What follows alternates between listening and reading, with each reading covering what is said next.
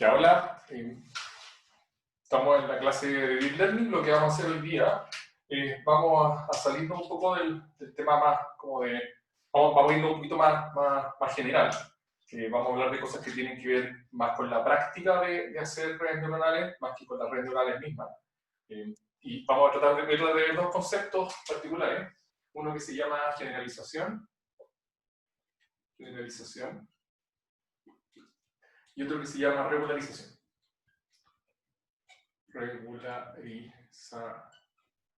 ¿Sí? De hecho, que están íntimamente relacionados. Lo que voy a ver en la primera parte de la clase va a ser generalización. Hasta ahora lo que hemos hecho con nuestras redes neuronales, si ustedes se dan cuenta, lo único que hemos hecho es como optimizar una función de error. ¿Qué quiere decir eso? Nosotros tenemos una función que es una función objetivo, y lo que nosotros queremos es tratar, usando una red neuronal, y esa función objetivo ya saben cómo estaba a partir de evaluarla con ejemplo, con una pasada hacia adelante de una red neuronal. Lo que nosotros tratamos de hacer es tomar esa función, considerarla como una función a optimizar, y queremos encontrar su mínimo. Entonces nosotros queremos hacer esencialmente minimizar. Si ustedes piensan en eso, eso no se diferencia como de la simple optimización que uno hace en matemáticas.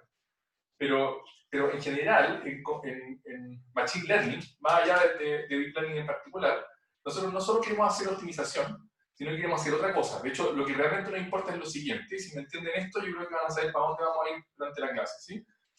Cuando nosotros nos dan un conjunto de ejemplos, lo que nosotros hacemos con una red neuronal es ajustar los parámetros, los pesos de todas las conexiones, de tal manera que el error que la red comete en esos ejemplos que me están dando sea tan pequeño como sea posible.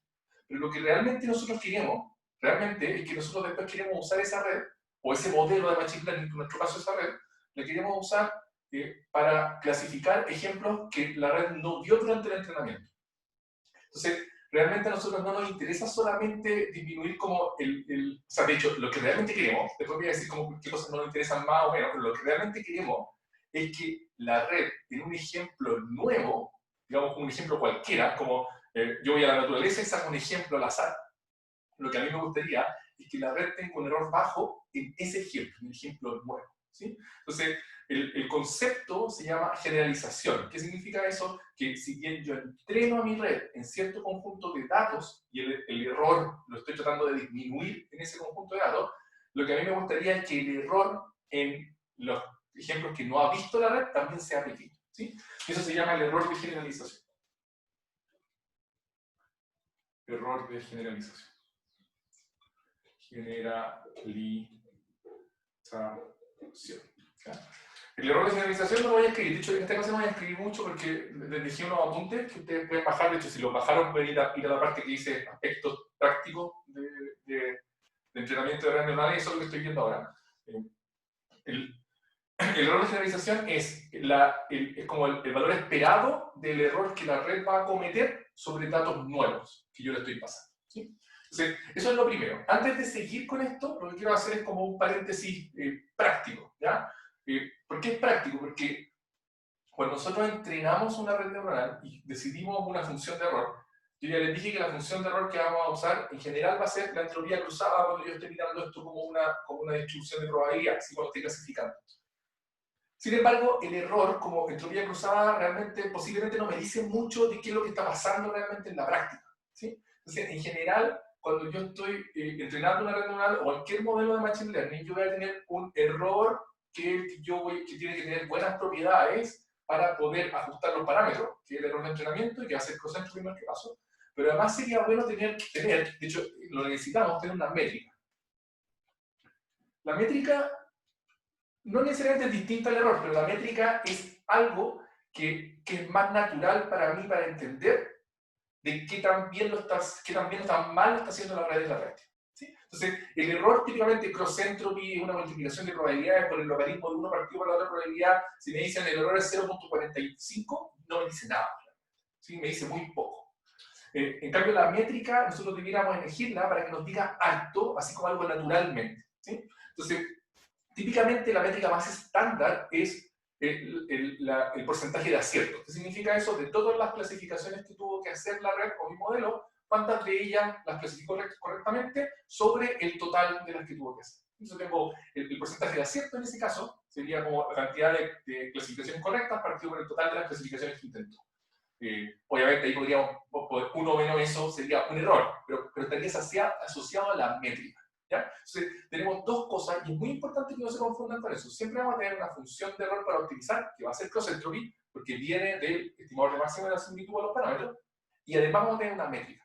Y la métrica es lo que nos va a decir a nosotros qué tan bien o mal lo está haciendo. Entonces, en general, cuando nosotros hablamos de error de generalización, en la teoría podríamos hablar del cross entropy sobre datos nuevos, pero en la práctica, cuando nosotros queramos decir que nuestra red generaliza, lo que vamos a estar tratando de hacer es mirar esta métrica. Por ejemplo, el acierto.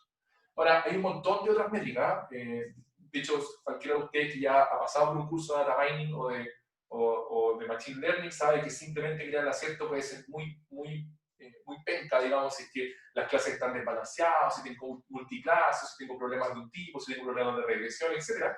Pero para nosotros conceptualmente hay un concepto, una métrica que nosotros podemos abarcar. ¿Ya? Vayan al curso de data mining o uno de machine learning más general para ver distintas métricas, les puedo mencionar algunas. Bueno, está la precisión, la cobertura o recall, el F1, que es una combinación de las dos, top 5 accuracy, y un montón de otras cosas. ¿Sí? Hay muchas. Lo importante es que tenemos que tener una. Y en la práctica deberíamos elegirla pronto. Pronto me refiero a como antes de empezar antes de empezar a crear un modelo o entrenarlo, nosotros deberíamos tener en mente cuál es la métrica a la que yo quiero llegar. ¿Sí? Y esa va a cambiar dependiendo del problema. Esta nunca va a cambiar, perdón, la métrica va a cambiar, la función de error nunca va a cambiar si yo estoy haciendo una clasificación, siempre va a ser cruzado. ¿Ya? Entonces ese es como el paréntesis. ¿Ya? Déjenme ir ordenado. ¿Sí? ¿Ya? Entonces, lo que nosotros entonces queremos saber es, bueno, si hay preguntas me van diciendo al tiro, ¿sí? Pero no han hecho muchas cosas muy complicadas. Entonces, lo que nosotros queremos es tener una idea del error de generalización de mi red. Pero ¿cómo diablos puedo yo tener una idea del error de generalización de mi red si lo único que hago es entrenarla con un conjunto de entrenamiento? ¿Sí? Entonces, para poder ir mirando cómo es el error de generalización, de hecho, para poder tener una idea del error de generalización, lo que uno realmente hace en la práctica no es solamente tener un conjunto de entrenamiento, de hecho tiene dos conjuntos. Lo que uno hace es conseguirse dos conjuntos de datos. A uno de ellos le llama conjunto de entrenamiento, yo la voy a llamar train. ¿Sí? Train, adelante, o train set. De hecho, en general le voy a llamar train, pero train set es como se llama los que yo voy a usar para ajustar mis parámetros. Y otro conjunto que en general se llama test set, ¿sí? Que es el conjunto de prueba. Y el test set yo lo voy a usar solo y únicamente para estimar el error de generalización de mi red. Entonces, ¿qué significa eso? Lo que yo quiero es, cuando yo entrene a mi red, lo voy a entrenar usando el train set. Cuando yo termine de entrenar mi red y diga, ya, se acabó, esta es mi red, entonces yo voy a usar el test set, voy a pasarle todos los ejemplos del test set a mi red y voy a estimar cuánto se va a equivocar mi red en un ejemplo nuevo. Esa es la idea del test. Entonces, aquí la idea es como para estima el error de generalización. Profe, Sí, pregunta. dentro de esos conjuntos, ¿no habría que considerar como el validation set o un conjunto de validación? ¿A Igual qué? creo que... O sea, bueno, es que igual con los cursos que había tomado, como que siempre dividían los datos en train set, Pero, validación y... es buena tu pregunta, pero el tema es que yo te estoy justificando para qué vamos a hacer estas cosas, ¿sí? Ya, Obviamente, después va a llegar la necesidad de ese conjunto, pero la necesidad de este conjunto está muy clara. La sí, necesidad de este conjunto es porque yo quiero quiero poder estimar cuánto error va a cometer mi red en un ejemplo cualquiera. De hecho, sí, tengo como dividir el conjunto de sí, datos. sí, o sea que... Yo no hablo de dividir aquí. Tú necesitas dos. Necesitas uno para entrenar y necesitas uno para testear. ya, ¿Sí? Realmente lo que tienes que hacer es conseguirte dos conjuntos. Ahora, yo entiendo a dónde vas tú. En la práctica, yo me consigo uno solo y después saco un pedazo de un lado y uno para otro. ¿Sí? Pero sí, conceptualmente son dos conjuntos distintos. ya, Y podría ser que tú te los quieras conseguir de forma distinta. Y de eso vamos a discutir. Cuando uno tiene muy clara la diferencia y para qué los va a usar, uno dice, ah, claro, yo podría hacer otra cosa con estos conjuntos. ¿Sí? Ya, entonces, ya. eso es lo primero. Entonces, ¿de qué se trata? ¿Cuál es todo lo que nosotros queremos hacer en general en Machine Learning, y en particular en Deep Learning? Lo que queremos es tratar de disminuir tanto como podamos el error en train error, Noten que el train error tiene que ver con entrenamiento, ¿sí? Si yo tengo el train error, déjenme anotarlo tal como noté, ¿sí? Entonces, lo que nosotros vamos a querer siempre es que... a ver, ya, primero, antes de seguir con esto, piensen lo siguiente. Imagínense que yo tengo los dos conjuntos, ¿sí? Imagínense que yo llego y tomo mi red antes de entrenarla y elijo los parámetros al azar. ¿Se cachó lo que hice, no? Elegí los parámetros al azar, en la tontera, no lo estoy entrenando, elegí los parámetros al azar. Y esa va a ser mi red. ¿Qué me podrían decir del error que va a cometer en este conjunto versus el error que va a cometer en ese conjunto si es que los dos conjuntos están sampleados desde la misma, desde los mismos, digamos, del mismo proceso real? Los dos son fotos de cosas. ¿Sí? Lo que va a pasar con los errores en los dos conjuntos es que van a tender a ser iguales. ¿Sí? Si es que yo hago una selección al azar de mis parámetros. Ahora, si es que yo ajusto mis parámetros usando este conjunto, lo que naturalmente va a ocurrir es que el error que comete mi modelo en este conjunto va a ser menor o igual que el error que comete en ese conjunto. Eso siempre debería ocurrir. ¿Por qué? Bueno, después vamos a ver cómo en algunos casos no se va a ver así. ¿Pero por qué? Porque yo estoy usando este conjunto para ajustar mis parámetros. ¿Sí? Entonces, cuando nosotros queremos hacer Machine Learning, lo que realmente queremos hacer es, como yo sé que el error, mientras estemos entrenando, el error de acá siempre va a ser, de hecho, el train error, como el train, los dos son técnicos. Train error en general va a ser menor o igual que el test error. ¿Sí? Entonces, en general, lo que yo voy a querer cuando esté construyendo un modelo es construir un modelo en donde el train error sea tan bajo como sea posible y la diferencia entre estos dos sea tan chica como sea posible. Noten lo que estoy diciendo. Si el train error es muy chico y la diferencia entre el train error y el test error, como yo sé que este siempre va a ser mayor o igual que este, dado que estoy entrenando sobre este conjunto, si la diferencia es muy chica, entonces el error en el test también va a ser pequeño. Y lo que yo voy a decir en ese caso es que mi red es capaz de generalizar. Porque el error que cometen, un ejemplo nuevo, es parecido al error que cometen sobre los ejemplos del entrenamiento. ¿Sí? Entonces tengo dos objetivos. Entonces, como disminuir, voy a poner como disminuir. Hay un micrófono abierto, si lo pueden cerrar. Train error. Y el 2 es intentar que la diferencia entre train y test error sea chica. Dije que no había escribir, pero ahora estoy escribiendo. Tengo una duda. Eso es lo que quiero, ¿sí? Dale. Para cumplir ese objetivo, como nosotros entrenamos con el train set y por el algoritmo que vimos, nosotros minimizamos la loss para ese train set. Sí. Entonces, primero entrenamos la red y después validamos, ¿no? No estamos validando. O sea, después, como lo agarramos sobre el test set. Entonces ahí el error obviamente va a ser gigante, porque... ¿Por qué obviamente? Porque si entreno para minimizar la loss para el test set, como que me aprendí los datos de memoria, por decirlo así. Pero mira, es súper bueno porque las intuiciones estándar de Machine Learning o de estadística no deberíamos traspasarlas tan rápido acá, ¿ya? ¿Por qué? Porque en general para entrenar estos modelos yo necesito demasiados datos. Entonces, imagínate que el train error es, perdón, el train error, que el train set es gigantesco. ¿Tú qué me estabas hablando? ¿Cómo te llamas? Joaquín. Joaquín, imagínate que el train set es gigante. ¿Qué te dice tu intuición? Ya, ahí podría como generalizar mejor, pero igual estoy optimizando como para ese set, como que, suponiendo que nunca he visto el otro. Piénsalo así, llévalo al límite. Imagínate que en el train set tenéis todos los datos del mundo. Ya, entonces mi test set va a estar contenido dentro de mi train set. Entonces, ya, pero eso es lo que empieza a pasar en este régimen. Cuando yo estoy como en Deep Learning, yo necesito muchos datos, demasiado, si no, no voy a aprender nada. ¿Sí? Entonces, lo que va a pasar, no estoy diciendo que sea así, de hecho voy a ir a tu punto, porque es el punto más importante finalmente de Machine Learning. Es como, ¿cómo diablo aseguro estas dos cosas? ¿Sí? Sí, pero lo único que te quiero decir es que no es tan directo que solo disminuir esto necesariamente va a agrandar esto de acá. ¿Ya? Ya, Sí. eso es lo primero. Exacto. De hecho, eso nos lleva a dos conceptos que yo supongo que es lo que estáis pensando tú. A la mayor parte de la gente que ha pasado por cursos de Machine Learning como que se empieza a poner ansiosa en este caso, ¿sí? En este punto. Entonces, lo que yo siempre tiene que pensar esto. Esta es la forma en que deberían pensar esto. Yo quiero disminuir el train error.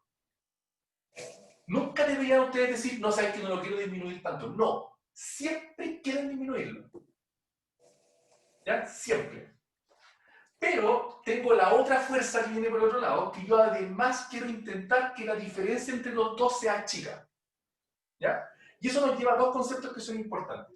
Si yo no logro hacer el 1, es como no.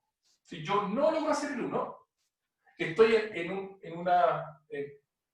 en un régimen, o cuando yo no logro, cuando yo tengo un modelo y el modelo no llego a un train error bueno, lo que yo estoy en lo que se llama un régimen de underfitting. Underfitting. ¿Ya? ¿Qué significa underfitting? Underfitting significa que mi modelo, el que yo elegí inicialmente, independiente de cómo lo esté entrenando, no tiene la capacidad suficiente para que el error en el train sea bajo. Todavía pueden estar ansiosos ustedes qué significa ser bajo, ¿ya? Pero dejémoslo, imaginemos que nosotros sabemos lo que significa ser bajo, ¿ya? Entonces, cuando underfitting significa que no tengo capacidad, no es suficientemente capaz mi modelo, o mi clase de modelo que estoy usando, para como tener un buen error en el entrenamiento. Eso es underfitting, ¿ya? Cuando yo no logro hacer 2, esto se llama overfitting. ¿Ya? Entonces, ¿qué significa overfitting? Overfitting significa que la diferencia entre mi train error y mi test error es grande. ¿Ya? Overfitting no significa que mi train error sea chico o 0. No. Overfitting significa que la diferencia entre mi train y mi test error es muy grande. ¿Sí? ¿Por qué eso significa overfitting? Porque lo que estoy diciendo es que si la diferencia entre el train error y el test error es grande, quiere decir que lo que está haciendo mi red depende demasiado de los ejemplos de entrenamiento. Entonces está como overfiteado a los ejemplos de entrenamiento. Pero, ojo, ¿qué quiere decir esto? Esto quiere decir que una red puede estar en overfitting a pesar de que tenga un 50% de error. ¿Sí? Eso lo he visto harto como en estudiantes que han tomado otros cursos que como que creen que el overfitting no se puede dar cuando yo tengo un error muy alto. Sí, profe. ¿Sí? Solo para terminar, y para ser súper repetitivo, overfitting es la diferencia entre el train y el test error. Si esa es grande, entonces estoy en overfitting. Dale, pregunta. Sí. Sí, o sea, ¿se podría considerar axiomático que el error del test siempre va a ser mayor que el del train, ¿cierto? ¿O podrían haber algunos casos en los que como que podría generalizar, pero no se podría haber entrenado bien? Ya, eso fue lo que dije al principio, ¿no? Como que le di una justificación súper rasca, que es como si yo elijo los parámetros al azar, los dos errores deberían ser los mismos. Sí, porque sí, como que en caso de que también haya como un overfitting y la diferencia sea grande, entonces no sé, como que sería que tal vez tengo poco error en el test y un alto error en el Sí, lo train. que puedo decir es como que puede ser overfitting porque esté dado vuelta, ¿sí? Sí, algo así. O La sea, verdad es que, pero siento que igual sería como algo absurdo, ojo, es absurdo, pero formalmente igual sería overfitting. Ya. ¿Ya? Pero no va a ocurrir. Overfitting significa, es como, está pegado al concepto de varianza en estadística, que es como que las decisiones que hace mi modelo dependen demasiado de los ejemplos que yo usé para entrenarlo. ¿Ya? Ya. Pero es un poco, en general no se va a dar nunca eso. Siempre va a venir con el test. Bueno, podría ser un caso en donde los ejemplos de test sean triviales y los ejemplos de train sean complejos. No sé, ¿cachai? Pero en general no es el caso estándar, si que tú te conseguiste los dos conjuntos desde la misma distribución de probabilidad, fuiste y ampliaste la misma distribución de probabilidad, que es como fuiste y le pediste a gente que etiquetara cosas, si tú estás suponiendo que las personas como que tienen cierto acuerdo, como etiquetan, entonces lo que siempre debe pasar es que el test error debería ser mayor igual que el que. Ya, buenísimo. Gracias, profe. Cuando yo hablé de underfitting y overfitting, hablé de un concepto que es muy, muy importante en Machine Learning, pero no lo vamos a hablar demasiado acá. Después de ir a un curso de Machine Learning para ver lo que es el concepto de capacidad. ¿Ya? Entonces, cuando dije que mi modelo está en underfitting, lo que dije es que no es capaz de como ajustarse a los ejemplos de entrenamiento. ¿Sí? Entonces, el concepto de capacidad es un concepto que es bien simple de pensar cuando uno pasa por un curso de ingeniería, como un modelo es como una familia de modelos. Imagínense que yo llego y tengo una red neuronal y yo fijé la cantidad de capas, yo fijé las funciones de activación, yo fijé la cantidad de neuronas, está fijo. ¿Sí? Entonces, noten que eso como que me fija la arquitectura. Luego lo que yo puedo hacer es empezar a ajustar parámetros, ajustar los pesos. ¿Sí? Todas las posibles funciones que yo pueda crear a partir de ajustar esos pesos se llaman la capacidad de mi red. ¿Sí? Entonces, la capacidad de mi red es como todo el conjunto de todas las posibles funciones a las que mi red puede llegar. Y va a llegar, entonces, como inicialmente, ¿cómo funciona el entrenamiento? Uno se para en un punto al azar y uno empieza a moverse tratando de acercarse a la función que yo quiero llegar, que es la real, y supongamos que la función real está por aquí. ¿Sí? Entonces, esta es como mi capacidad. Este es como no sé si estoy siendo claro en esto, pero como que tengo un espacio de posibles funciones a las que quiero llegar.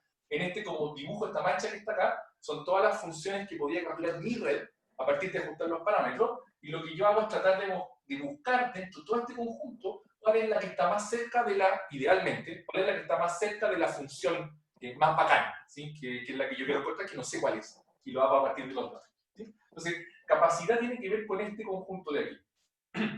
Pero noten que las capacidades pueden ser como arbitrariamente raras, ¿no? Así como yo puedo tener una capacidad por allá. ¿Sí? Entonces, capacidad es cuántas funciones yo puedo abarcar. Entonces, el concepto de underfitting está asociado, en general, a tener poca capacidad. Cuando yo no puedo ajustar los datos de entrenamiento, decimos que mi modelo tiene poca capacidad. ¿Sí? Entonces, lo que voy a hacer aquí es un grafiquito que debería ser como bien simple de entender. Con esto vamos a terminar esta parte. Entonces, imagínense que yo aquí estoy dibujando la capacidad de mi modelo. ¿Sí? Capacidad, recuerden que es una cuestión como bien abstracta, como la cantidad de funciones a las que puede llegar mi posible modelo. Y aquí voy a dibujar, allá voy a dibujar como el error. ¿Sí? Entonces, lo que uno observa es que a medida que yo aumento la capacidad, el error de entrenamiento va bajando. Se ve como una cuestión así. ¿Sí? En algún momento llega como a un punto asintótico. Este de acá es el error de entrenamiento. Chuta, lo puse al revés, perdón. Esto es error. Esto es error y esto es capacidad. Sí, capacidad. Capacidad y error. ¿Sí? Aquí tengo mi error de entrenamiento. ¿Sí? Lo que uno observa en el caso del test error, como el error de generalización, es que se ve así. Lo voy a hacer punteado para que se note que es diferente. ¿Ya? Entonces, el error de generalización se ve en general, se ve. Bueno, no voy a hacer tanto. Voy a hacer lo mejor posible aquí. En general se ve como así. ¿Sí? Este es como el error del test. Espero que entiendan lo que estoy tratando de decir. Lo que estoy tratando de decir es que si yo tengo modelos con mucha... Bueno, tratemos de entender cuál es el punto acá. Es como cada línea, cada uno de estos puntos de acá es como una capacidad abstracta de un posible modelo. Y para allá tengo modelos con más capacidad. ¿Sí? Y aquí tengo como el error mínimo al que puedo llegar con esa capacidad. ¿Sí? Entonces, la capacidad, perdón, el error en el entrenamiento va a tener como esta como forma asintótica, donde yo voy a bajar, entonces estamos suponiendo que va a andar más o menos bien, y en algún momento voy a llegar como a un mínimo de posible error, que es la capacidad, como lo que, bueno, en general va a ser como cero, si el conjunto de entrenamiento es chico, si el conjunto de entrenamiento es muy grande, puede ser que haya como un error mínimo al que se pueda llegar. ¿Sí? Pero finalmente va a tener como esta función, no va a volver a subir, va a tener como esta como onda asintótica. ¿Sí? Y el test va a tener como este movimiento. Entonces, cuando nosotros estamos como por el lado de acá, para acá es cuando nosotros le llamamos que estamos en underfitting. ¿Sí? Es como que el error todavía está muy alto. De hecho, sí, igual se ve medio extraño. Voy a hacerlo un poquito más abajo para que sea más extremo, ¿ya? Voy a hacerlo como por aquí. ¿Ya? Y de aquí para acá, estoy en lo que se llama overfitting.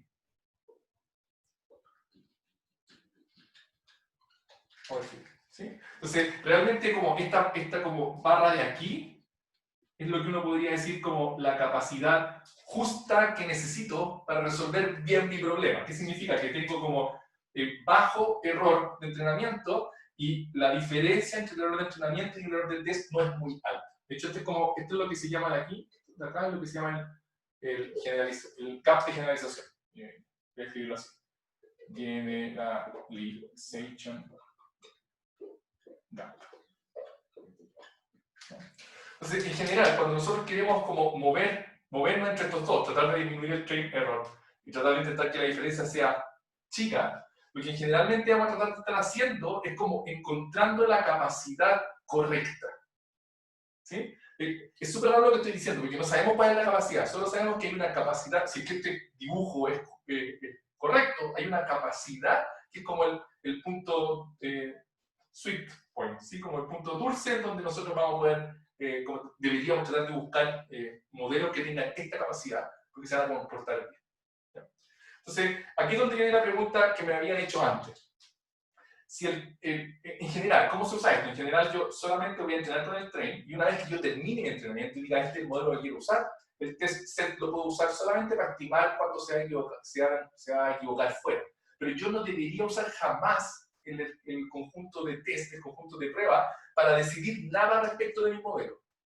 ¿Por qué? Porque si no me estoy mintiendo. El conjunto de test tiene que ser para simplemente evaluar cómo se va a comportar mi modelo en datos que no ha visto nunca, ¿sí?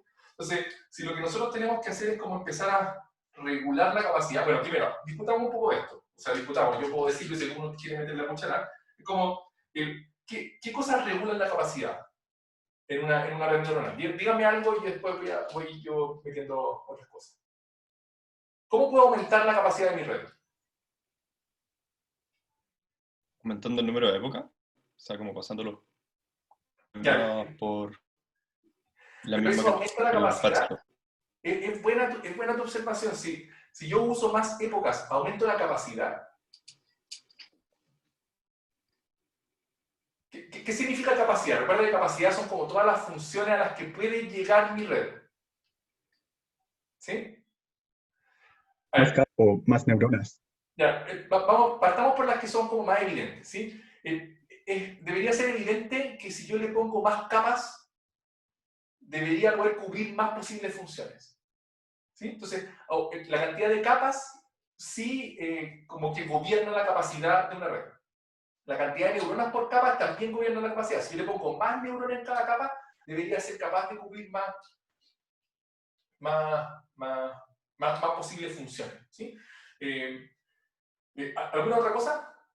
Ya, entonces, lo que tú dijiste fue la cantidad de épocas. ¿Por qué la cantidad de épocas también gobierna la capacidad? ¿Tú qué me dijiste eso? ¿De dónde viene eso? ¿Cuál es la idea de eso? O sea, como que me voy a acercar más a la función que quiero. O de más a la función que quiero. Ya. Lo que realmente pasa es que, y no me quería meter mucho en eso, pero hay una capacidad que es como la capacidad teórica y otra que es la capacidad efectiva. Que es como, está bien, esas son todas las funciones a las que podría llegar, pero no voy a poder llegar a todas de ellas entrenando, porque el entrenamiento definitivamente va a seguir alguna de las líneas, ¿sí? Entonces, efectivamente, yo tengo una capacidad como la capacidad como total de mi modelo, pero además voy a tener una capacidad efectiva que son las que yo puedo llegar, por ejemplo, no sé, en mi vida, porque como yo no voy a poder entrenar para toda la vida, ¿sí? Tengo cierta capacidad que es la capacidad efectiva. Entonces, en ese sentido, la cantidad de épocas, de hecho, más simple, el tiempo de entrenamiento, la cantidad de iteraciones. La cantidad de iteraciones también gobierna la capacidad de mi modelo. ¿Sí? Entonces, en general, muy en general, no voy a decirlo así como, o sea, no es siempre así, pero en general, todo esto es como números o cosas que gobiernan la capacidad de mi modelo o la forma de entrenar mi modelo, el algoritmo de aprendizaje, se le llaman hiperparámetros. Hiperparámetros. ¿Por qué se llaman hiperparámetros? Porque finalmente igual son como cosas que yo puedo mover, ¿no? O sea, como que yo puedo cambiarle la cantidad de capas a mi red, o puedo aumentar la cantidad de capas, o puedo cambiar la cantidad de tiempo que voy a usar, puedo cambiar la tasa de aprendizaje, ¿qué más? Puedo cambiar la cantidad de ejemplos que voy a usar, puedo cambiar muchas de esas cosas. Todas esas cosas que yo puedo ir variando y que no son los parámetros de mi modelo, se llaman hiperparámetros. ¿Sí? Entonces, los hiperparámetros en general, o varios de ellos, son los que gobiernan la capacidad de mi red. Entonces, en el proceso como de entrenar una red neuronal, en general yo tendría que tener dos cosas como en cuenta. Una es ajustar los parámetros para poder minimizar el error de esta red en particular. Y otra es, como, no voy a decir ajustar, sino que buscar cuáles hiperparámetros me permiten llegar como a este punto de capacidad que es como bacán. ¿Sí? Espero que se hayan entendido esa parte, si no, pregúntenme ahora, porque además que dijo que la internet está un poco inestable. ¿Profe? ¿Sí? Yo quería preguntar es que depende, por ejemplo, de mis ejemplos la capacidad de entrenamiento, ¿no? Porque, por ejemplo, como en la tarea que tenemos que hacer como ejemplos al azar, como que igual puede ser que nunca, en algunos casos, podría no ser bueno con muchos ejemplos, porque, por ejemplo, no sé, vos, me dio un ejemplo X cualquiera y notifiqué esto de alguna forma. Y después más adelante encuentra otro X que se parece, pero clasificó de una forma distinta, entonces va a empezar a entrenar de una mala forma, pues, ¿no? Ya, porque lo que estamos haciendo en la tarea es optimización nomás. ¿Sí? Hay que tener cuidado, ¿no? En la tarea todavía no estamos haciendo machine learning, estamos optimizando parámetros de un modelo que ustedes mismos construyeron usando cierto algoritmo en particular. Y la forma como más estándar de hacer, de ver si efectivamente puede ajustar parámetros es con datos al azar. De hecho, es como bien extremo, porque lo que estamos haciendo es como no hay ningún patrón en los datos. Ninguno. Por eso, esa es la cuestión, como que no hay ningún patrón. No hay ningún patrón en los datos, igual podéis llegar a niveles de error bajos, ¿sí? Al punto que te podéis aprender como todos los datos. ¿Sí? Claro, eso, como que se aprende todos los datos que hay, pues. Sí, pero no es un problema cuando tú estás solo en optimización. Pero el problema sí ocurre aquí, cuando ya estamos en realidad, yo quiero usar esto en la práctica. En la práctica, generalización es lo que realmente me importa. ¿Ya? Pero no te voy a decir con eso. De hecho, posiblemente si hagan el siguiente experimento en la tarea. Achiquen la cantidad de características. En vez de poner 300, pónganle 10 características. Y en vez de 5.000 ejemplos, pongan, no sé, 100.000 ejemplos. Y lo que va a pasar es que la red no va a poder llegar a un buen error. ¿Y por qué va a pasar eso? Porque lo que va a empezar a pasar es que van a haber ejemplos que se parecen demasiado, que tienen etiquetas que son contradictorias, y la red va a tratar de optimizar uno, no va a poder optimizar el otro, etc. ¿Sí? Entonces, por eso necesitan hartas características. Porque si tienen hartas características, es muy poco probable que hayan dos objetos que se parezcan mucho. ¿Sí? Pero eso es un artefacto de que estamos entrenando con datos al azar, ¿no? ¿Sí? Ya, entonces, si nosotros, lo primero, como lo que nosotros queremos hacer es tratar de buscar la capacidad correcta. Y no lo vamos a buscar con descenso de gradiente, ¿sí? Lo que vamos a hacer es simplemente, voy a probar una red con 100 neuronas, después voy a probar una red con 200 neuronas, etc. Si yo no puedo mirar el test set durante ese proceso, porque el test set solo me sirve para estimar el error de generalización.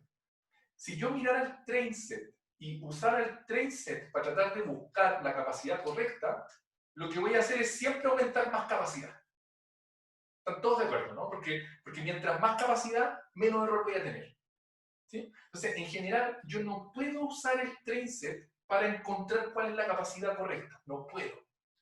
Entonces, ahí es donde aparece el siguiente conjunto, que en general en Deep Learning se le llama conjunto de desarrollo, Development Set. De hecho, es como voy a ponerlo aquí, Development. Development.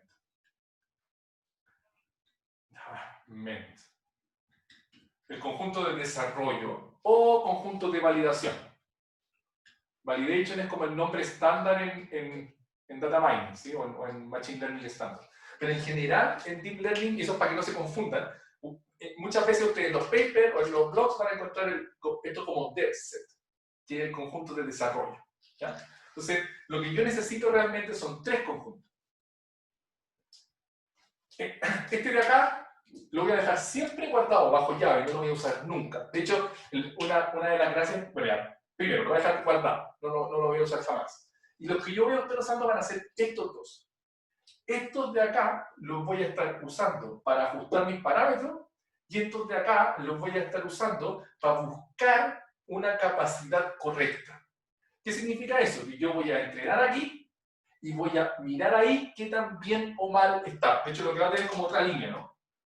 Una línea que va a ser que esperamos que sea como así. De hecho, la otra línea debería ser igual que la del test, estoy puro mintiendo. ¿Sí? Ya, filo, no le voy a poner la otra línea aquí, porque finalmente lo que queremos es tratar de buscar esta parte. ¿Sí? Entonces, en el dev set lo que vamos a hacer es como ir cambiando. Voy a cambiar, voy a entrenar acá, voy a testear o validar aquí. Después voy a cambiar mi red, voy a agrandarla, por ejemplo, voy a testear, voy a validar acá. Y voy a hacer ese proceso continuamente. Hasta que llegue a un punto en donde yo considero que tengo una capacidad correcta, porque el error en train es bajo y el error en dev no es tan distinto al error de train. ¿Cuál es el salto de fe? Es que después que yo termine ese proceso, cuando yo pruebe mi red en el conjunto de test, el error acá debería ser muy parecido al error de dev. En general, va a ser un poquito mayor. ¿Por qué? Porque igual finalmente la capacidad la ajusté a este. A pesar de que no estoy ajustando parámetros, igual como que la capacidad particular la hice mirando este conjunto de acá y no ese conjunto de allá. Podría haber tenido muchos mejores resultados si hubiera ajustado la capacidad aquí, pero si ajusto la capacidad aquí, pierdo la oportunidad de ver cómo se va a comportar mi modelo en la realidad, así como en la selva, cuando lo lance ahí y la gente le empieza a subir fotos o lo que sea que esté haciendo mi modelo. ¿Ya? Entonces, a la persona que me preguntó del validation set, ahora está muy claro para qué lo necesito, ¿no? Espero, ¿sí?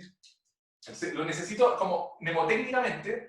El train set es para buscar los parámetros, el dev set es para buscar los hiperparámetros, y el test set es simplemente para estimar el error de generalización real. ¿Sí? Ya, pregúntenme algo. Buenísimo, profe. Si es que tienen la pregunta por ahí, si no, veo qué más cosas tengo que decir. ¿Profe? ¿Sí? ¿Y no se le podrían dar algunos hiperparámetros como a la red, como para que lo aprenda? No sé, algunos de todos los que hay. Tú decís como que tratemos de que el proceso de aprendizaje aprenda además cuántas capas necesita. O claro, sí, o el learning rate, que quizás es como más fácil. Ya, pero ya, imagínate el learning rate. Pero, ¿cuál es tu nombre? Alonso. Alonso, ya, Alonso. Te devuelvo la pregunta a ti.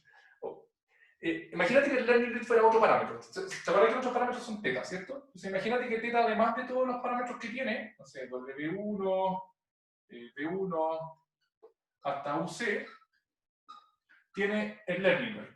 De hecho, creo que le puse lambda. Tiene lambda. Entonces,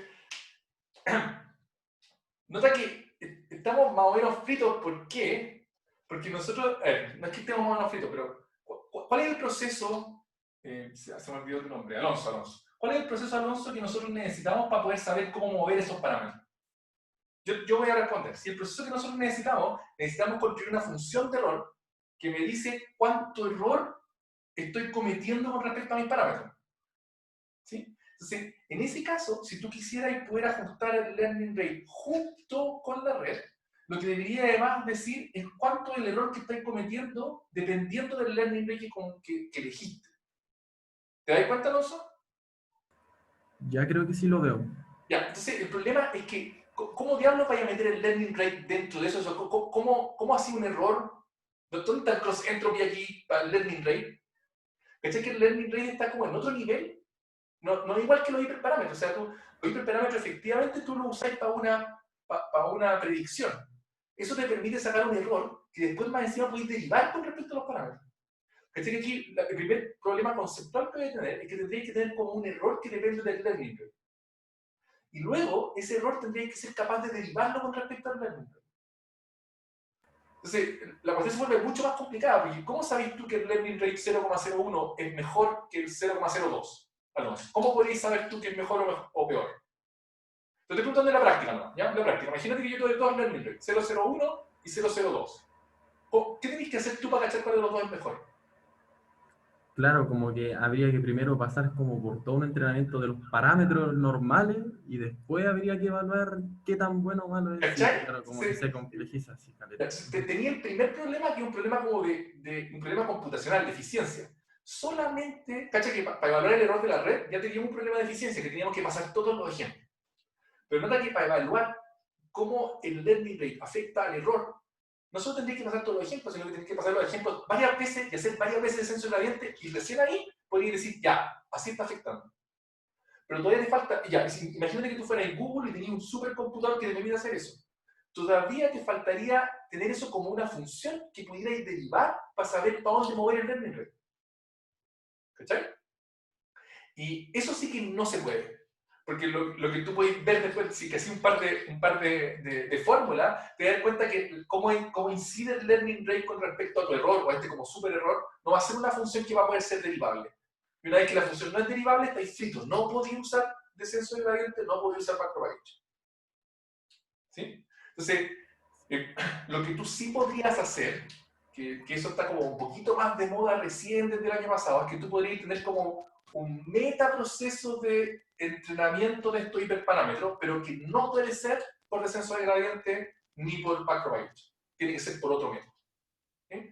Los métodos que están más o menos de moda son métodos tipo algoritmos genéticos, donde yo como que tiro un cierto learning rate y después, que finalmente son métodos como de búsqueda exhaustiva, ¿sí? De hecho, posiblemente un par de clases más lo que voy a mostrarles es como cuál es la forma en que uno busca los hiperparámetros, y la mejor forma es buscarlo al lote, ¿sí? Al azar. No de una manera metódica, que tú no puedes poner en un paper, tenés que buscar de otra forma en un paper para poder decir más o menos cómo lo encontraste, pero en la práctica lo que te conviene es hacerlo al azar, tirarlo al azar. Después les voy a decir por qué. ¿Ya? De hecho, hay una buena razón para que sea bueno. Espero que te haya convencido de que los hiperparámetros no los puedo meter dentro de mi entrenamiento. Sí, gracias, profe. O no entro en el entrenamiento normal. ¿Ya? Profe, Sí, pregunta nomás. estaba viendo el dibujo de la capacidad y lo que ¿Ya? estoy entendiendo es que a la medida de que aumenta mi capacidad y disminuye mi error, tengo más funciones más lejos de la tarea que quiero resolver, pero tengo más funciones. Sí. Ya. O sea, tengo más funciones, digamos, inútiles para esa tarea, pero que eventualmente podrían ser útiles para la tarea.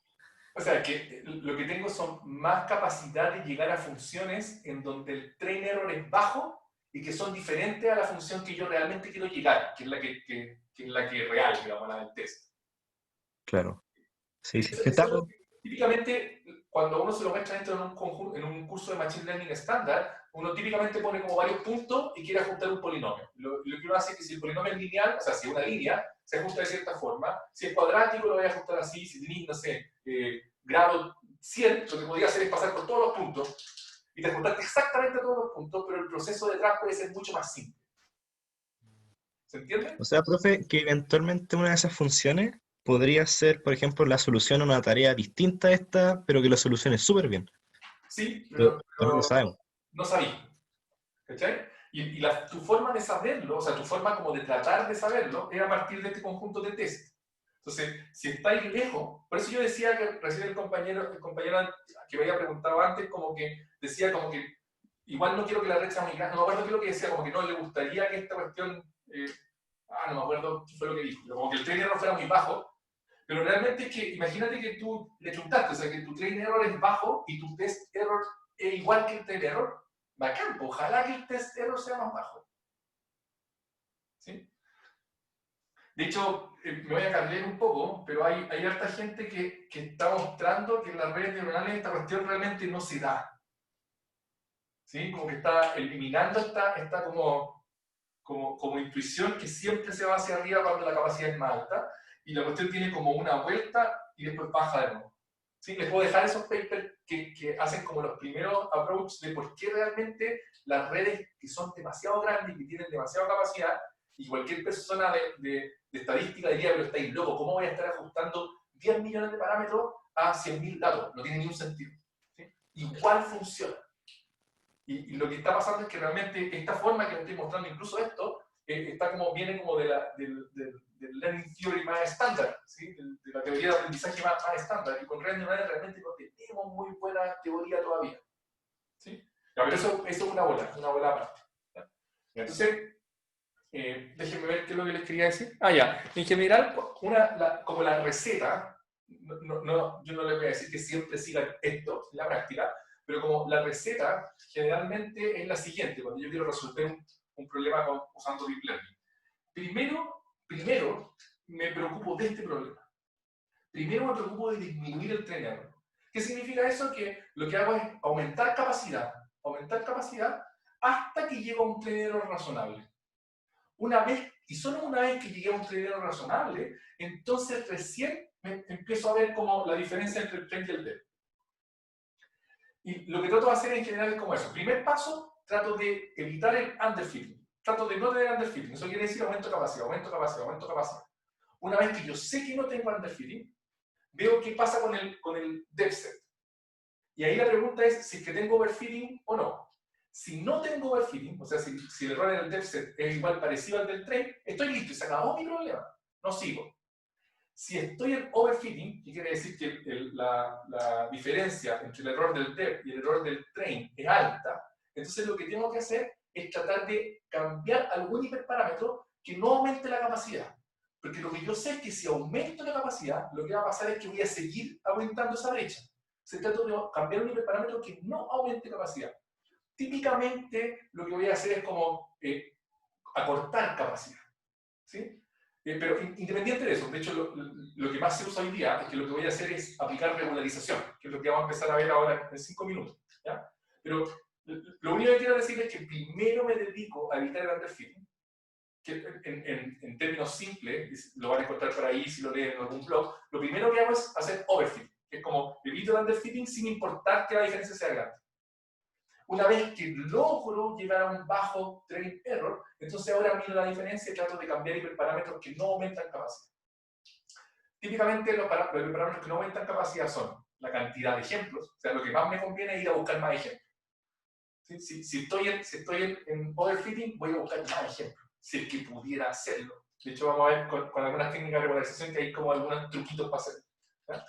O disminuyo la cantidad de capas, o aplico regularización, que es lo que les voy a enseñar ahora.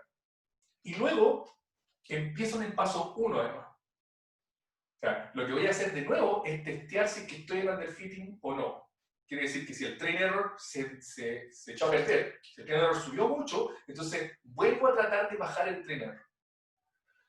¿Por qué les digo esto? Porque noten que si que yo tengo la capacidad de seguir en un loop en donde yo puedo aumentar capacidad, ir a buscar más ejemplos, venir, ver si es que todavía tengo train error, porque cuando voy a buscar más ejemplos, lo más probable es que mi train error suba.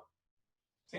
Entonces voy a buscar más ejemplos, mi train error va a subir, voy a aumentar la capacidad, voy a ver si es que estoy en overfitting, voy a buscar más ejemplos, y si sigo en ese loop, lo que va a pasar es que continuamente voy a tener train error cada vez más bajo, y la distancia entre el train y el dev error, el error de generalización, se va a hacer cada vez más chico. ¿Sí? Pero en general, yo no voy a tener tanta plata como para ir a buscar tantos ejemplos como yo pueda, y tanta plata como para entrenar modelos tan grandes como yo quiera. Entonces, ahí es donde uno debería usar menos fuerza bruta y usar un poquito más de otras técnicas. ¿Ya? Pero esa es como la receta estándar que se usa hoy. La receta estándar hoy día es primero usar modelos de mucha capacidad y luego preocuparse del overfit, no antes. ¿Ya? Entonces, otra cosa que preguntan harto los estudiantes es como, ¿cómo elijo estos conjuntos? ¿Ya? Entonces, típicamente cuando yo tengo como un problema, como quiero resolver un problema en la realidad, típicamente lo que voy a hacer es ir y conseguirme un conjunto. ¿Sí? Un conjunto de datos.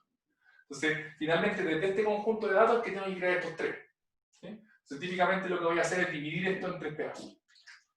Típicamente voy a dejar un pedazo más grande para el conjunto de entrenamiento y dos pedazos esencialmente del mismo porte, tanto para desarrollo como para testing. ¿Ya? Los tamaños que use, si quieren usar una red neuronal, van a tener que tener muchos ejemplos. Entonces, si tengo muchos ejemplos, realmente los tamaños del test y el dev son los tamaños que yo me sienta cómodo para decir que me están dando una buena estimación de lo que pasa en la realidad. ¿Sí? ¿A qué me refiero con esto? Que si yo tengo 10 millones de ejemplos, 10 millones, no tiene mucho sentido. Bueno, ¿qué es lo que hace uno en Machine Learning estándar? Uno dice como ya, este va a ser 60%, este va a ser 20% y este va a ser 20%. ¿Ya? Entonces, imagínense que yo fui y me conseguí 10 millones de ejemplos en total. ¿Sí? 10 millones de ejemplos. ¿Tiene sentido que deje 2 millones para hacer test? Y en realidad no tiene sentido. De hecho, posiblemente 100.000 son suficientes para hacer test. Y lo que yo quiero es pasar de todo lo demás para hacer train. ¿Sí? Entonces, como los porcentajes para dividir tampoco deberían como mantener los porcentajes que ustedes, que funcionan estándar en cuestiones como data mining o machine learning estándar, que tengo pocos datos. Si yo realmente quiero usar una red neuronal, estamos hablando de muchos datos, y en ese caso podría hacer cosas tan extremas como tener 98% para el train, 1% para el TER y 1% para el test. ¿Sí? Esto es algo que cualquier persona de estadística diría, estáis loco. ¿Cómo se te ocurre? ¿Sí? Ya, pero es que estoy hablando que tengo 10 millones de ejemplos. Y si tengo 10 millones de ejemplos, está súper bien. Siempre y cuando tenga muchos. Si tengo menos, seguramente va a ser más razonable tener... De hecho, por eso les decía que este tamaño es el que yo tengo que sentirme cómodo con ese tamaño. Si voy achicando los ejemplos, seguramente el tamaño va a tener que seguir porcentualmente. El tamaño podría seguir siendo el mismo, no sé, 10.000. ¿Sí? Pero porcentualmente se va haciendo cada vez más grande con respecto al tamaño completo. ¿Sí? Ya, eso es uno. Lo segundo, que también es muy importante, es que como yo quiero usar el test set para estimar mi error de generalización, lo que yo tengo que asegurarme del test set es que su distribución, que se vean como ejemplos que mi red va a ver en la práctica. Necesito que sea así. ¿Y eso por qué? Porque de repente es muy fácil conseguirse ejemplos para entrenar que no todos se ven como vienen de la práctica. Como no sé, por ejemplo, ya, como en la práctica mi red la van a usar puras personas que van a sacar fotos con su celular, con sus celulares, no sé, más o menos penca, entonces la resolución de mis imágenes no va a ser muy buena en la realidad, cuando estoy probando mi red, ¿sí? Entonces, en ese caso lo que yo necesito es que los ejemplos de mi test set no sean de resolución muy buena. Pero no me importa mucho que los de mi train set sean de distintas resoluciones. No es realmente importante. De hecho, podría ser que yo me pueda conseguir muchos otros ejemplos que no distribuyen igual que los de la realidad, pero me sirven para entrenar más, ajustar los parámetros. Lo importante es que cuando yo vea cómo le está yendo a mi red en la realidad, yo sí tengo que usar un conjunto de datos que se comporta como la realidad. ¿Sí? Entonces, en general lo que vamos a querer es que este distribuya con los datos reales, este distribuya tan parecido como se vea este, y este ojalá distribuya como esos, pero si no, no importa realmente. ¿Ya? Eso también es una cuestión que es como particular de casos como Deep Learning, que cuando necesito mucho datos para poder entrenar. Ya, pregúntate, esto termina como la parte más o menos en la práctica. ¿Sí? Ya. ¿No? ¿Nada? Perfecto. Entonces lo que vamos a ver ahora es regularización. Bueno, les dejé toda esta clase y lo que vamos a empezar a ver ahora está se los dejé en dos documentos que pueden leer. Y no están escritos a mano, están escritos en el computador, entonces están un poquito más ordenaditos. En general. Ya, entonces, regularización. Igual es tarde, yo trato de hacer la clase de 1 hora, entonces lo que vamos a ver es un poquito nomás de esto y lo vamos a retomar después del receso. ¿Ya? Entonces, si ustedes se acuerdan, la idea de capacidad es como, imagínense que yo tengo aquí el espacio de todas las funciones y mi modelo puede cubrir ciertas funciones. Imagínense que tengo la suficiente suerte como para que la función que estoy buscando está dentro de mi espacio de posibles funciones. Regularización lo que hace es lo siguiente, es cualquier método que no le cambia, a ver, ya, como muy en general, regularización son cualquier método que está hecho para disminuir el error de generalización sin aumentar el error de entrenamiento. ¿Se cachó? Entonces quiero disminuir el error de generalización sin aumentar el error de entrenamiento. En palabras como más técnicas, lo que quiero es quiero disminuir el error de generalización sin cambiar la capacidad de mi modelo. Noten que si yo no cambio la capacidad de mi modelo, en teoría, el error de entrenamiento en el óptimo va a llegar a ser el mismo, porque la capacidad sigue siendo la misma. ¿Sí? Entonces, la mayor parte de los métodos de regularización lo que tratan de hacer es tomar todas las funciones a las que puede llegar mi modelo y darle preferencia a algunas sobre otras. ¿Sí? Es como que yo tomara mi modelo y lo empujara hacia algún lado. Entonces, como decirle, ¿sabes qué modelo? Yo quiero que le di preferencia a las que están acá. ¿Sí? Entonces, si mi modelo hace eso y yo la chunté con la preferencia que le quiero dar, Entonces, lo que voy a hacer es como guiar un poquito más al modelo que estoy aprendiendo, el proceso de aprendizaje de mi modelo, lo voy a guiar un poquito más hacia una función que yo creo, desde fuera, que va a estar más cerca de la función real que yo quiero encontrar. ¿Sí? Entonces, regularización, como lo más simple, es como tratar de darle, una de las formas de hacer regularización, es tratar de darle prioridad a algunas funciones sobre otras. Espero que se haya entendido. Si no se entendió, que típicamente lo que vamos a querer es darle prioridad a funciones más simples, entre comillas, ¿sí? Simples.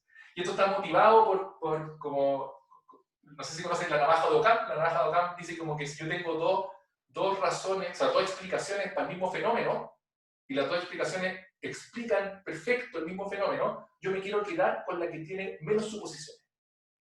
¿Sí? Entonces, esa idea llevada a Machine Learning es como si yo tengo como tengo dos funciones que tienen el mismo error de entrenamiento, yo me quiero quedar con la que es más simple. Simple, entre comillas, tenemos que tener una idea de qué tan simple es una función versus otra. ¿Ya? Entonces, típicamente los modelos en particular de Machine Learning, en general de Machine Learning y en particular de Deep Learning, lo que hacen es hacer esto a partir de ponerle ciertas restricciones a los parámetros que yo voy a aceptar como válidos dentro de mi entrenamiento. ¿Sí? De hecho, típicamente la forma más estándar de regularización es la que se llama por penalización de parámetros. Penalización. De hecho, es como penalización del tamaño de los parámetros. Tamaño de parámetros. ¿Sí?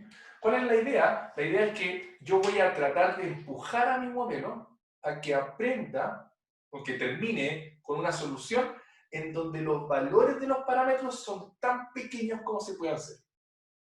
¿Sí? Entonces, si yo tengo, en este caso, verlo como antes, si yo tengo dos redes después de que las entrené que tienen el mismo error de entrenamiento, lo que estoy haciendo es elegir la que tiene la menor, como los parámetros más chiquitos. ¿Y qué significa que tenga los parámetros más chicos? Lo que tengo que tener una función que mida qué tan grandes son los parámetros. Y esa función se llama la función de penalización. ¿Ya? Entonces, la gracia es que alguien podría decir, bueno, ¿y cómo diablo, qué diablo hago? ¿Cómo lo hago? ¿Cómo empujo a mi red a que haga eso? Y una forma muy simple y elegante de hacerlo es cambiando la función de error. Entonces, si ustedes se acuerdan, la función de error se ve siempre así, ¿no? Bueno, primero, antes de poner la función de... De hecho, sí, voy a escribirlo así. Ya. La función de error la escribimos en general así, como 1 partido por n, por la sumatoria del error que comete mi red para cada uno de los ejemplos. ¿Sí? Eso es lo que hace, desde igual 1 hasta n. De hecho, en general este es como el tamaño del batch, pero cuando estamos haciendo como descenso gradiente no estocástico, estos son todos los ejemplos. ¿Ya? Entonces, una forma buena como de lograr esta idea de la penalización es hacer algo como lo siguiente. Lo que yo voy a hacer es, en vez de tomar esta como una función de error, voy a tomar esta como función de error. De hecho, voy a hacer esto. Más alfa por la penalización, es decir, como penalty de mis parámetros. ¿Ya? Entonces, miren esa fórmula. Lo que estoy haciendo, penalty va a ser una función que me dice qué tan grandes son los parámetros. ¿Ya? Entonces, lo que yo estoy haciendo aquí con esta nueva función de error es que la función de error va a depender del error que está cometiendo mi red en mi ejemplo, pero también va a depender de una penalización sobre los parámetros. ¿Sí? Entonces, si esa penalización es muy alta, el error va a ser muy alto. Si esa penalización es baja, entonces el error va a ser bajo. Y la gracia es que yo ahora puedo usar el mismo algoritmo de backpropagation más descenso de gradiente para optimizar este error. Y eso naturalmente va a empujar a mi red a tener otro tipo de solución. Pero lo que es importante es que noten que yo no estoy cambiando la capacidad de mi red. Yo no le estoy diciendo los parámetros tienen que ser chicos. Lo que estoy haciendo es como te voy a penalizar si los parámetros son grandes. Tampoco estoy cambiando la cantidad de capas de mi red. No estoy cambiando la cantidad de neuronas de mi red. La capacidad la dejé intacta.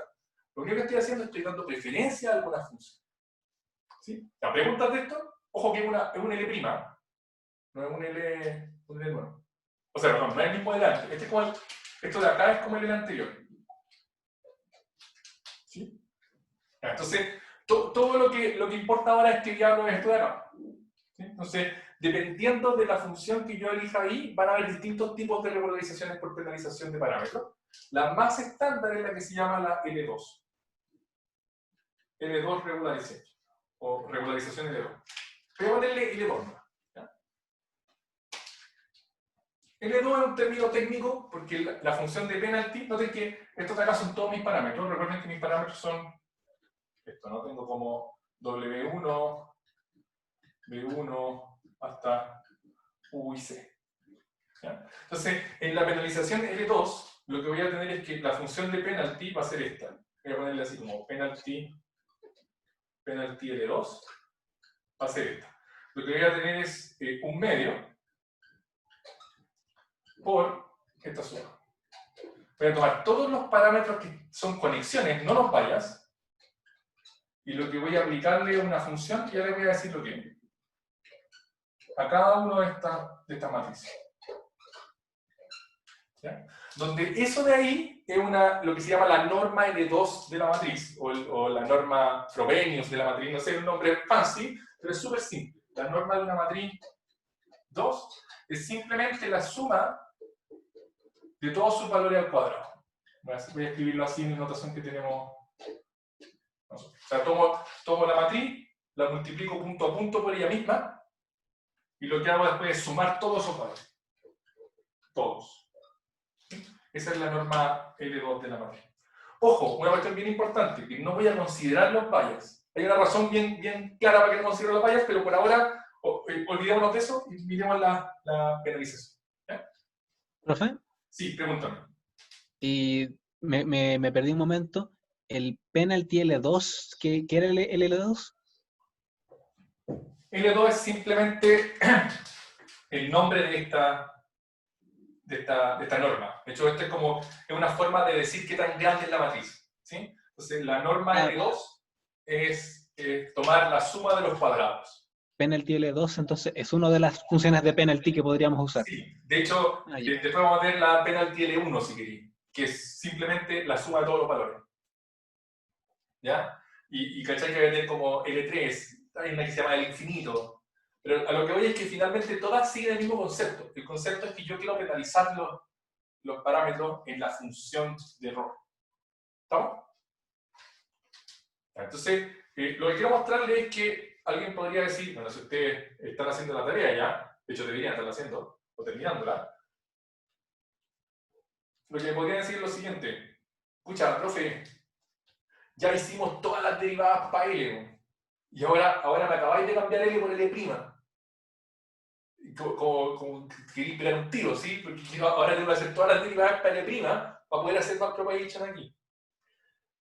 ¿Cuál es la gracia? Y la mayor gracia es que yo puse una suma aquí. Si hubiese puesto otra cosa, posiblemente hubiese sido todo más complicado. Pero la gracia de que puse una suma, de hecho no es al azar, esta suma también está bien motivada teóricamente, pero la gracia de que puse la suma es que cuando nosotros hagamos todo el descenso gradiente al propagation, lo único que vamos a tener que hacer es tener la misma derivada anterior y vamos a tener que sumar lo que viene de allá, no va a ser tanto más diferente. Va a ser súper simple. ¿Sí? De hecho, quiero mostrarles cómo se ve, lo vamos a hacer súper rápido, yo creo que por eso y un par de cosas vamos a terminar la clase. Entonces, miren qué pasa aquí. Imagínense que yo quiero hacer, cuando yo quiero hacer ahora el descenso de gradiente, lo que voy a tener que hacer es, voy a pararme en un parámetro particular, ¿ya? Yo voy a poner, de hecho voy a hacerlo así. Imagínense, cuando yo estoy haciendo el descenso de gradiente, voy a tener que calcular algo cuánto. Voy a tener que calcular ahora el D' con respecto a B, voy a ponerlo así, K y J. ¿Ya? Ya deben estar soñando con esas cosas que ustedes sí han hecho la derivada más. Eso es lo que quiero calcular. Entonces, noten que eso, como es una suma de dos cosas, de hecho uno partido por él está multiplicado por este, también está multiplicado por el de allá, entonces finalmente lo que voy a tener va a ser el DL altivo, el normal, que ya calcularon, y J, más, si estoy usando esta, noten que voy a suponer que estoy usando esta norma de aquí. Entonces, si yo estoy usando esta norma de aquí, cuando vea el W sub i J, lo que va a pasar realmente es que aquí van a estar todos los W sub i J al cuadrado, multiplicados por un medio. ¿sí? Entonces, cuando derive el W sub IJ al cuadrado multiplicado por un medio, va a bajar el 2, se va a ir con este 2, me va a quedar simplemente W sub IJ. Entonces, y me va a quedar multiplicado por esto que está aquí. Entonces, me va a quedar alfa partido por n por W sub IJ. ¿Sí? Esa va a ser la derivada, va a ser súper simple. ¿Por qué estoy haciendo todo esto? Porque en general en la librería ya saben lo que viene aquí, entonces lo voy a borrar. En general la librería, cuando uno quiere hacer penalización de L2, no lo hace en la LOS por la siguiente razón. Cuando yo ahora haga un paso del descenso de gradiente, si ustedes se acuerdan del descenso de gradiente se ve así. Voy a hacer el paso para este parámetro. Si tengo el WIJ acá, para el descenso de gradiente voy a decir, toma el valor anterior de WIJ acá. Este es un número, o sea, esta es la variable y este es el número que tenía antes, ¿sí? Y lo que voy a hacer es, como siempre, voy a hacer menos lambda por la derivada de L' con respecto a WIJ acá. Supongo que todos están de acuerdo, eso es lo que hacemos siempre. De hecho, hice un pedacito de código y todo, eso es lo que hacemos siempre. Ahora, si yo desenrollo esa parte de allá, mirándolo de arriba,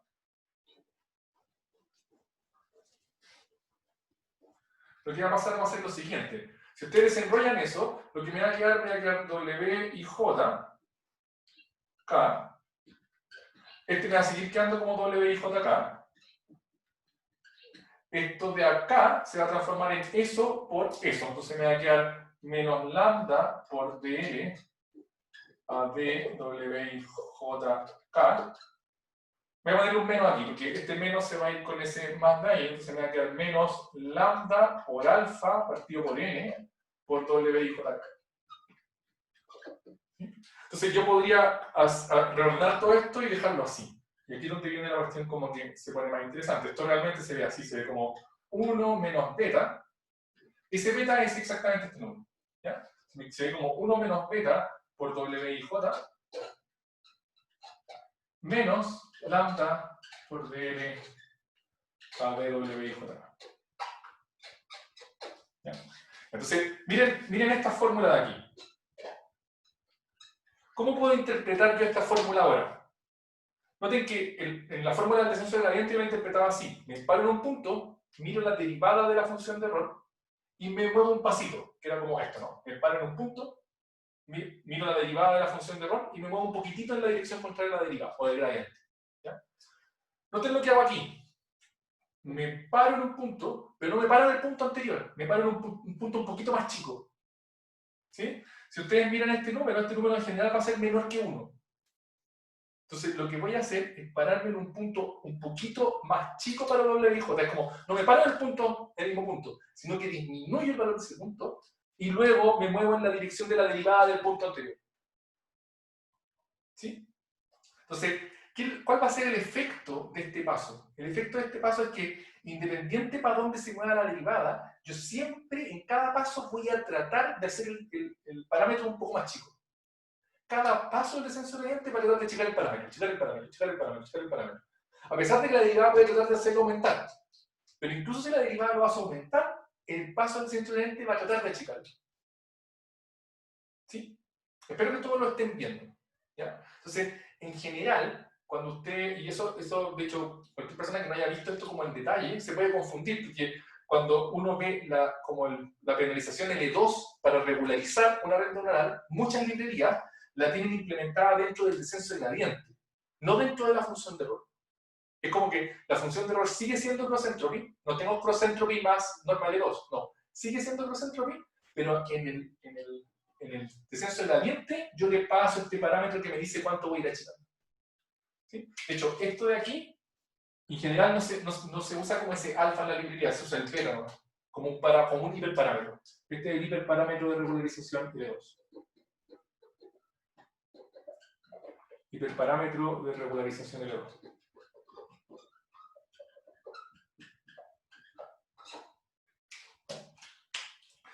Entonces, ¿por qué les digo esto? Porque, de hecho, seguramente les vamos a dar una tarea donde tienen que implementar esta parte. ¿Sí? Esta parte la van a implementar, típicamente la pueden implementar ya sea por el descenso de gradiente, donde van a tener que computar de vuelta la derivada, o la pueden implementar en cada uno de los pasos, en el backpropagation, donde tienen que implementar la derivada nueva de la nueva función de error, o en el descenso gradiente, donde simplemente van a ir disminuyendo los errores. ¿Sí? Por eso mismo, a esta regularización, en general, se le llama weight decay. Se llama así, weight decay. ¿Sí? La pueden buscar por ahí. Es como regularización por decaimiento de parámetros. Y es porque en cada iteración voy a ir haciendo el parámetro de decaer. Voy a tratar de empujarlo para abajo. Y si uno no sabe, posiblemente puede pensar que son regulaciones distintas, pero es lo mismo. Weight decay es lo mismo que la L2 non-penalty en la función de error. Ya, vale, hay una pregunta ahí. Iba a preguntarle si estas distintas formas son matemáticamente equivalentes. ¿Tú te refieres como el weight decay del L2? Claro, o sea, lo que acaba de decir que algunas librerías lo ponen como el 1 menos beta y otros lo calculan directamente de la otra manera. ¿Son matemáticamente como equivalentes? ¿Uno tiene una garantía formal de que van a funcionar igual? Sí, pero no. ¿Por qué? Porque si te das cuenta, aquí arriba lo que nosotros elegíamos era el alfa, y ese alfa se estaba multiplicando después por el learning rate y se estaba dividiendo por n. ¿Sí? En cambio, en general en la librería lo que tú definías es beta. Entonces, igual como que está medio extraño, ¿no? Como que para definir el beta tendría que decirme cuál es el tamaño del batch, cuál es el learning rate y cuál es el alfa que pusiste ahí arriba. Entonces, si tú podías hacer todo esa como deducción y tenías como la equivalencia entre las dos, entonces lo podías hacer. Pero en general lo más típico, porque es mucho más fácil de implementar, de hecho, es que a ti te ofrezcan esta implementación con ese beta. Y por lo tanto tú no vayas a poder desarrollar eso hasta llegar al alfa en general, porque va a depender de muchas otras cosas. No sé si te respondí tu pregunta, espero que te haya... Sí, sí. Espero, ¿ya? Pero efectivamente son lo mismo. De hecho, te acabo de mostrar en la pizarra que son lo mismo, así que no debería haber problema. Ahora, siempre, ya se lo he dicho, es como si yo súper bajara con esto, siempre, si ustedes van a usar weight decay en una librería de algo que ustedes no implementaron, ustedes lo que tienen que hacer es ir a la documentación. Van a la documentación y leen. Y les va a decir, esta cuestión implementa tal cosa, y ustedes van a saber lo que está implementando. Si no, no tenéis cómo saber lo que está implementando. Y si quería estar seguro, tenéis que hacer clic y ver el código. Y de cachar, sí, ahí lo está haciendo. Ahora, la gracia es que ustedes ahora pueden hacerlo, tienen el vocabulario y espero que tengan como las ganas de hacerlo. ¿Ya? Déjenme pasar por dos formas de regularización más, muy rápido. Lo voy a pasar. Chuta. Igual, ya, una sola. Y es, de hecho, es súper entretenida la forma de regularización que les quería mostrar. A pesar de que acá está todo. Una fórmula bacán de regularización es lo que se llama data augmentation.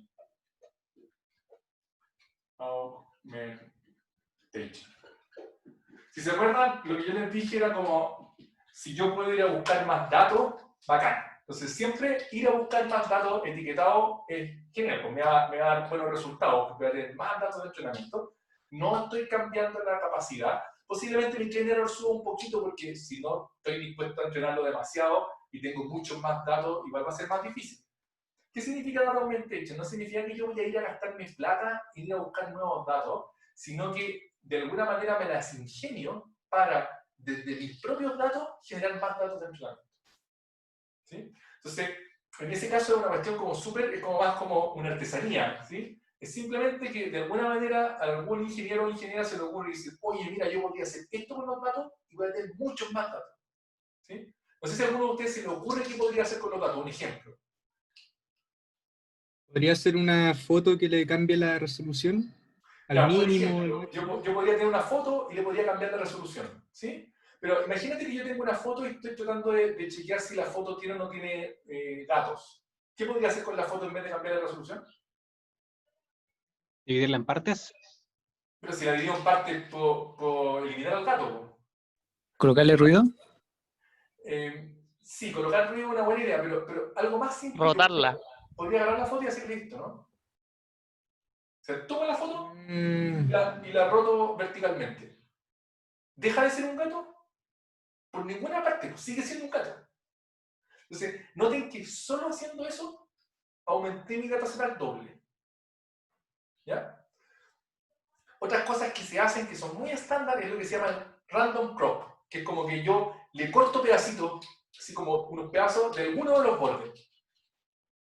Y eso hace a la red muy robusta a que la misma foto, no importa que si la trasladan un poquito, va a seguir teniendo la misma clasificación. Entonces, eso también es una técnica de data augmentation. ¿Okay? De hecho, algunas librerías tipo PyTorch lo que hacen es hacerlo súper eficiente, porque tienen un conjunto de datos base, y lo que tú puedes definir, de hecho, cuando ustedes definen el dataset, ustedes ya están definiendo el dataset, ¿sí? Entonces, si ustedes se dan cuenta, cuando ustedes le piden un dato al dataset, el dataset te entrega el dato. Y lo que uno podría hacer es decirle, cuando le voy a pedir el dato al dataset, el dataset lo que podría hacer es ir a buscar un dato real y aplicarle alguna transformación y pasártelo. Entonces, si se dan cuenta, de esa forma, realmente tengo como infinitos datos distintos. No sé si lo notaron, ¿sí? Como cada vez que yo le pido un dato al dataset, el dataset lo transforma a un dato de los demás y me lo pasa. Entonces, de esa forma puedo hacer súper robusta mi red y lo que puedo tener es como, no sé, infinitos datos, tanto como quiera.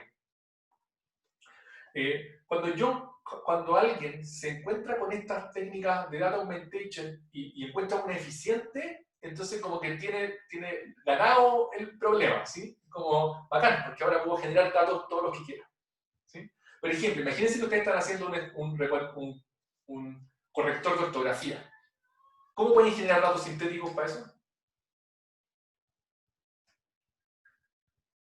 Cambiando aleatoriamente letras de palabras. Sí, eso. Agarro una palabra y le cambio cualquier cosa. Ya sé que tengo construí mi dataset. No necesito mucho, claro. Tuve que ir a buscar palabras bien escritas. Pero después de que encontré palabras bien escritas, ahora genero un dataset infinito. Se acabó. ¿Sí? Hay otro caso que, bueno, y ese tipo de cosas, o a veces, hay veces donde las etiquetas están en los mismos datos. ¿Qué significa eso? Les doy un ejemplo, porque era un estudiante que hace un par de años llegó a mi oficina y quería hacer un modelo de Machine Learning para un texto, saber si lo había escrito alguien de Chile o alguien de Argentina. Los dos eran en español, pero quería saber si era de Chile o de Argentina. Y lo que él tenía varios amigos de Argentina y varios amigos en Chile que le estaban escribiendo texto, pero igual eran pocos.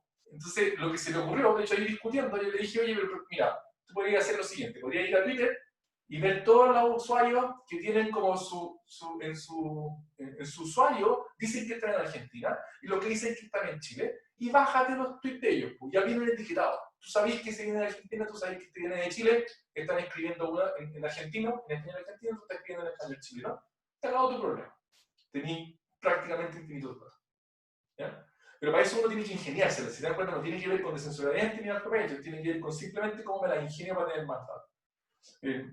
Hay también un ejemplo como muy famoso, un ejemplo de libro, que es cuando Google estaba haciendo Google Maps, estaba haciendo este sistema para tratar de cachar dónde estaban cuáles eran los números en las distintas casas, cuando sacaba fotos de las casas. El hacer random crop de los números le ayudó demasiado a tener mejores resultados. ¿Sí? Entonces, lo otro que yo también es meter un poco de ruido. Por ejemplo, si yo estoy pensando en señales de sonido, tengo una señal de sonido y me meto un ruido, no sé, como de autos pasando. ¿Sí?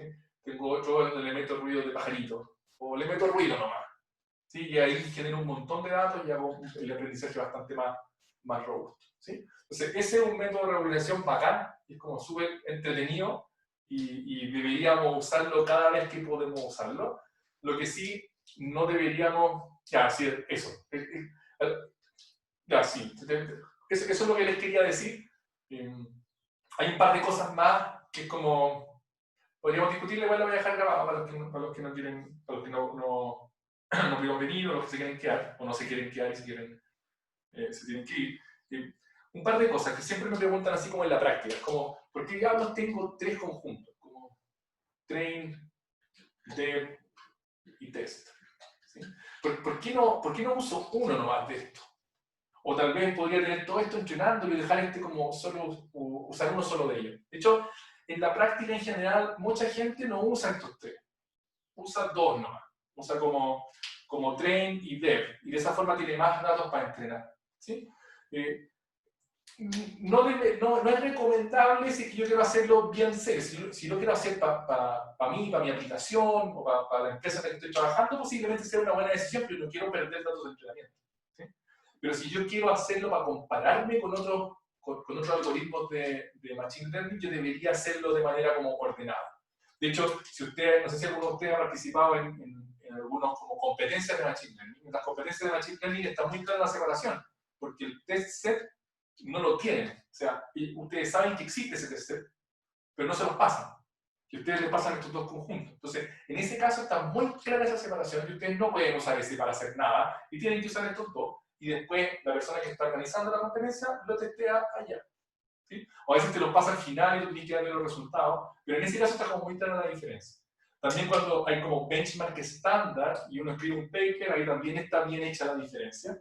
Y hay que tener harto cuidado de nunca tomar el test set y hacerlo para nada acá y después publicar un paper con que mejore el estado del arte si que estuve mirando el test set, porque eso es trampa. ¿Sí? Entonces hay que tener cuidado con eso. Lo otro que también es trampa es como decir, miren, yo no sé si es trampa, pero como decir, mi algoritmo es más bacán porque mejoré el estado del arte y en letra chica poner que usaste la documentation sobre el conjunto de entrenamiento que te dieron, como el estándar. ¿Sí? En general también no debería hacerlo porque es como evidente que si hago data augmentation mi acierto o mi error va a bajar, mi acierto va a subir. ¿Sí? Entonces, en general, cuando uno participa en las competencias, escribe un paper, debería decir cuándo está haciéndole algo a los datos antes de pasarlos por el algoritmo de entrenamiento, ¿sí? Cual sea la red que estén usando. Lo mismo con el ruido, y eso también ese es más útil todavía porque hay algunos algoritmos que como que incorporan el ruido mismo dentro del algoritmo. Y igual hay que decir qué cosas son las que estoy usando, sobre todo si estoy publicando algo, o estoy comparándome con otro, o estoy yendo a una competencia. ¿Sí? Ya, pero esas son cuestiones más como en la red. Ya, lo que vamos a hacer, lamentablemente no alcanzamos a hacer mucho más, y ya me pasé mucho de la hora. Lo que vamos a hacer de vuelta del receso es que vamos a seguir estudiando regularización. Vamos a ver varias cosas que son como muy usadas hoy día. Una de ellas es dropout, que es como lo más estándar para hacer regularización hoy día. También vamos a ver ensemble, bagging y un montón de técnicas más. De hecho, en general hoy día lo que más se usa es solo dropout. Las demás cosas, bueno, además de data augmentation, las demás cosas como que están ahí en las librerías, pero en la práctica se usan bastante. Ya, eso tenía la clase. Me quedo un ratito si quieren preguntarme cosas.